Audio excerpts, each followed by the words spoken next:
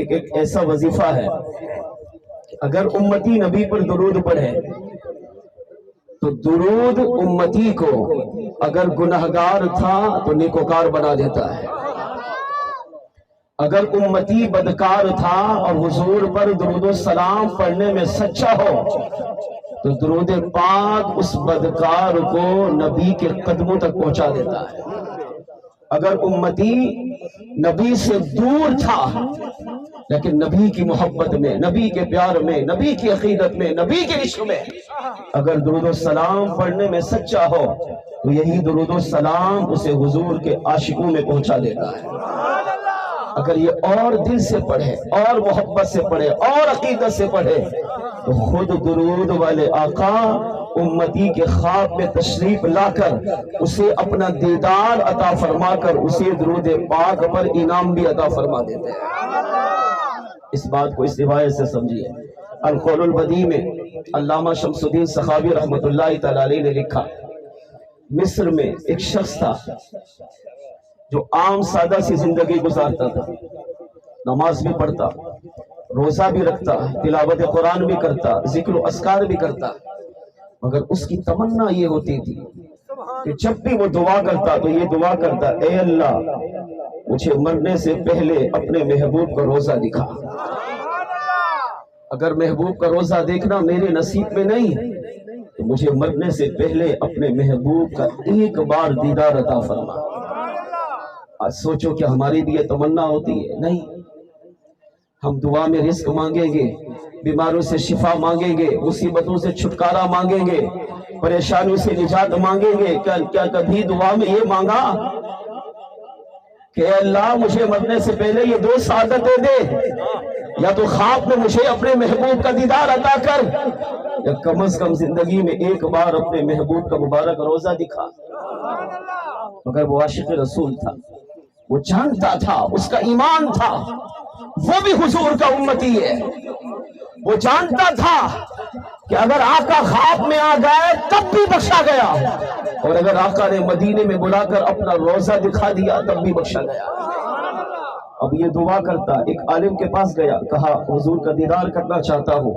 انہوں نے کہا حضور کا دیدار چاہیے، حضور پر درود و سلام پڑھو۔ اب اس نے اٹھتے بیٹھتے، چلتے پھرتے، سوتے جاگتے، آتے جاتے میلاد والے آقا صلی اللہ علیہ وسلم پر درود و سلام پڑھنا شروع کر دیا۔ علامہ شمس الدین سخاوی علیہ رحمہ کہتے ہیں، اس کا نام محمد بن سعید تھا۔ وہ کہتے ہیں میں روزانہ رات کو سوتے وقت چاہے گرمی ہو، چاہے سردی ہو، چاہے بیماری ہو، چاہے مشکل ہو، چاہے پریشانی ہو، چاہے تکلیف میں ہو، میں رات کو سوتے وقت مصطفیٰ جان رحمت صلی اللہ علیہ وسلم پر مخصوص تعداد میں درود و سلام پڑھ کر سوتا تھا اور یہ دعا کرتا تھا، اے اللہ مجھے اپنے محبوب علیہ السلام کا مبارک چہرہ والضحیٰ دکھا۔ وہ کہتے ہیں ایک رات لوگوں نے مجھے ستایا، میرا دل دکھا ہوا تھا، شام کو گھر آیا، عشاء کی نماز پڑھی، اپنے بستر پہ گیا اور مدینے کی طرف رخ کر کے میں حضور پر درود و سلام پڑھتا رہا۔ آج دل دکھا تھا، آج دل غم زدہ تھا، آج میں رنجیدہ تھا۔ اب اس رات جب میں نے مدینے والے آقا پر درود و سلام پڑھا، وہ کہتا ہے میری آنکھوں سے آنسو جاری ہو گئے، میں رو رو کر مدینے والے آقا پر صلاۃ و سلام پڑھنے لگا۔ محمد بن سعید کہتا ہے رات کا ایک لمحہ آیا، میں سو گیا، میری سر کی آنکھ بند ہوئی، دل کی آنکھ کھلی، کہا اس خدا کی قسم جس نے حضور کو سچا نبی بنا کر، آخری نبی بنا کر، آخری پیغمبر و رسول بنا کر بھیجا، کہا جس نبی پر میں درود و سلام پڑھ کر ابھی سو رہا تھا، سچ مچ وہی درود والے آقا میرے خواب میں تشریف لا چکے تھے، اور میرے گھر میں حضور کی آمد کی برکت سے اللہ نے میرے گھر کو منور بھی فرما دیا، اور حضور کی آمد کی برکت سے اللہ نے میرے گھر کو روشن بھی فرما دیا۔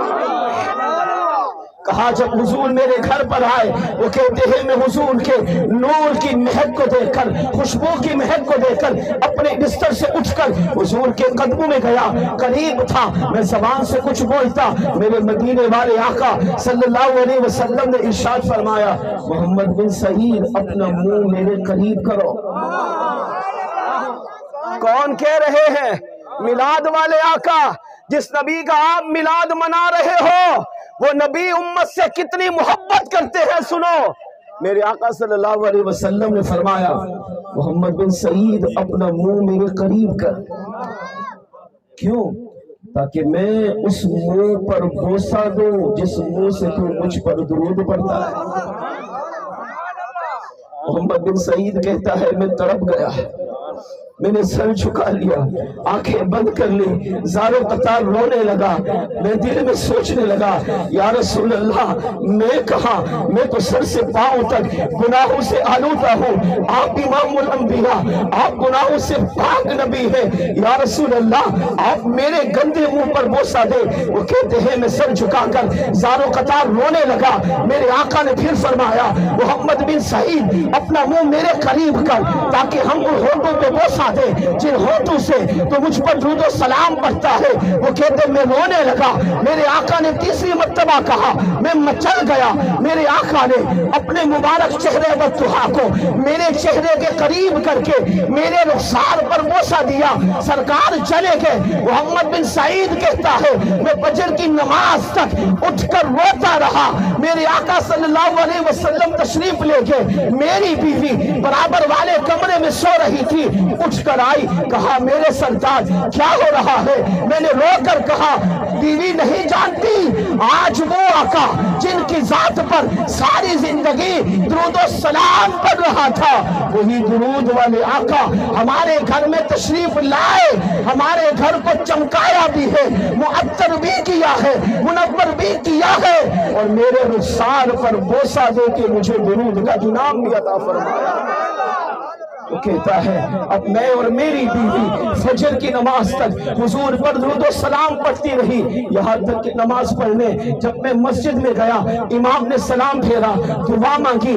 پہلے لوگ امام کو ملتے تھے مگر آج لوگ آ کر مجھ سے ملاقات کر رہے ہیں، کوئی میرے سر کو ہاتھ لگا کے چوم رہا ہے، کوئی میرے ہاتھوں کو بوسہ دے رہا ہے، کوئی میرے قدموں کو چوم رہا ہے۔ وہ کہتے میں حیران و پریشان ہوا، وہاں سے جلدی جلدی گھر پہنچا۔ جب گھر کی طرف آیا گلی میں بزرگ ملے، کہا محمد بن سعید گھبرا نہیں، یہ تیرا کمال نہیں، یہ اس بوسہ مصطفیٰ کا کمال ہے جو میلاد والے آقا نے رات خواب میں تجھے عطا فرمایا۔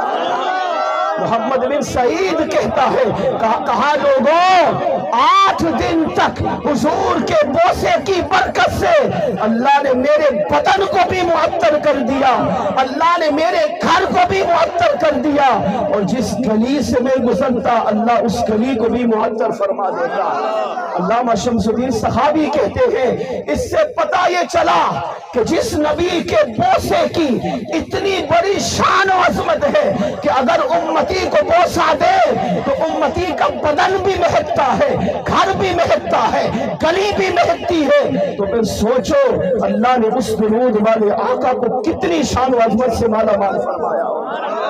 ہاں پھر وہ درود والے آقا اتنے کریم ہیں، اتنے رحیم ہیں، اتنے شفیق ہیں کہ امتی بس ایک بار پکارتا ہے، میلاد والے آقا پکار کو سنتے بھی ہیں، درود کو سنتے بھی ہیں، امتی کو جانتے بھی ہیں، امتی کو پہچانتے بھی ہیں، اور کرم فرمائے تو امتی کو خواب میں دیدار عطا فرما کر اسے معراج بھی عطا فرما دیتا ہے۔